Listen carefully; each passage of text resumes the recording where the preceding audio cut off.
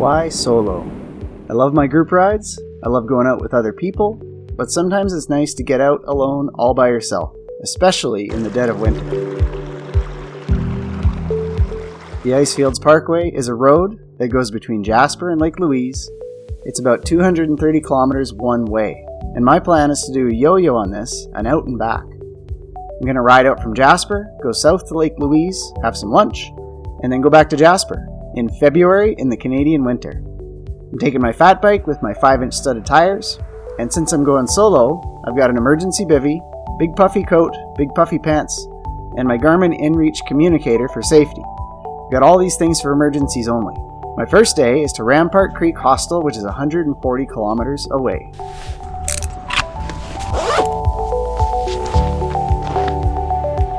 Started the trip, let's go. Some more thoughts on why solo. No compromises. I didn't eat very much, so now I'm feeling a little bit gassed. I find eating while winter riding challenging because you have to fiddle around with your gloves.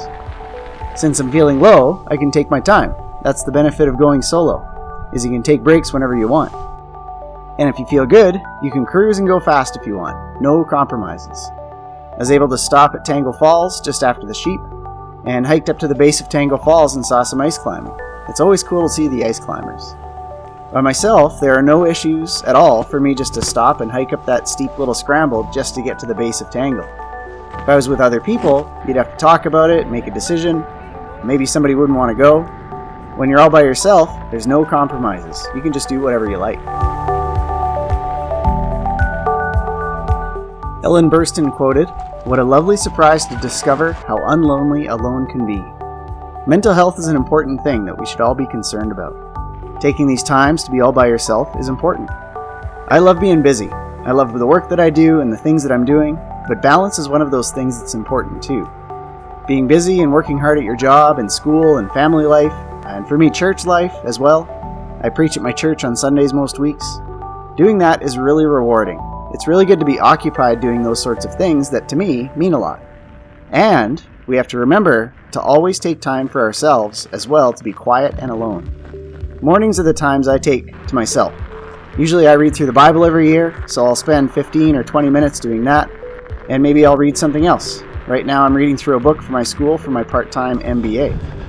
Then I just take some dead brain time and just stare at YouTube for a little while. It's important to balance your busy life with some quiet time, either going for a walk, reading, or going on a winter adventure like this one. Just being alone with your own thoughts by yourself is a really valuable, important thing that everyone should consider and do. It's my second day. It's nice to have the peacefulness of the mountains where you can think about whatever you like. I'm definitely not pondering deep, meaningful things really. I just like to be in the moment while I'm out here and just experience the crunch of the tires in the snow, focusing on picking a line that's the least resistance, wondering what the sheep were thinking about when they were licking the salt off the road. And then a couple of them were just lying on the road. I rode up to them and they got up and hopped over the guardrail, which is pretty cool. Experiencing these things are special moments when you're all by yourself with no distractions and really appreciating the creation that's around you. When my mind wanders, like I said, I'm not experiencing any sort of epiphanies really. I'm just thinking about how to repack my bags, start thinking about what I want for lunch. Just letting your mind run free and having it relax without those distractions of work or family life. Again, none of those things are bad. Just having that balance in life where you can have those times where you're all by yourself and you don't have to think about those things. It's a really good chance to reset and rejuvenate yourself. So when you do go back to your life and those things, you appreciate them a little bit more. I learned a lesson today.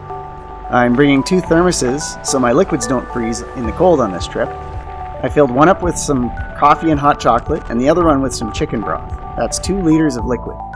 I drank my hot chocolate coffee mix, finished that, and then put so much broth in the other one that it was ridiculously salty. I was so thirsty just for water. I don't think I was getting dehydrated, but just the craving for water was pretty intense. I was rolling along and I saw a spring that just pours out crystal clear water. So I stopped, used my thermal flask to bang away at the ice so I could get in there and fill it up. Man, that was so good. Yeah, what a blessing. It was awesome. During that point when I was thirsty, that was a low point for sure. I wasn't feeling super great. Feeling worn out, and I was just trying to keep my legs moving, trying to put kilometers behind me. Just trying to get through that moment. That's another good reason to do this kind of stuff solo. When you're all by yourself, you have no choice but to just deal with it and work through it on your own. And you can learn a lot about yourself when you do that. It builds some character just to try to push through those sorts of situations. I remember reading a pro tip from Corey Wallace in one of his training guides that Sarah Potvin made for the Canadian Rockies 24. The essence of what he was saying was to embrace the difficult conditions. Experience it because it's not often that you go through these sorts of things. It might be unpleasant at the time, but you really learn to appreciate those things for what they are when you're going through them. Just be present in the moment. Realize that it doesn't happen often, and it's an experience that you learn from. Understand that it's a thing that's going to build character. It's the thing that's going to help you become a stronger person. So that when you do go through other experiences in life that might be challenging, you might think back to that time you pushed through, you realize that you do have the strength to get through your current situation. So go out on these little adventures and go out on them solo. You can learn these things about yourself and embrace those difficult moments. Build some character and you'll be better for it.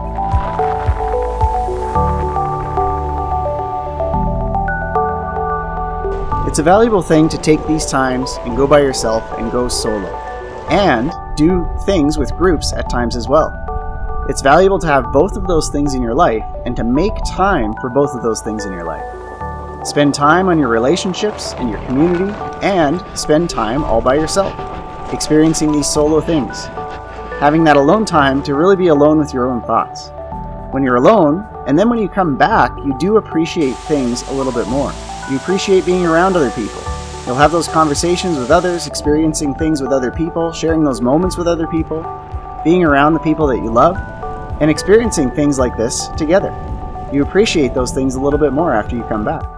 I met Kristen near the end, and it was nice to ride that last little bit with her. Being alone helps you appreciate what you have in your life and the relationships that you do have. So I would encourage everybody to get out and do something solo.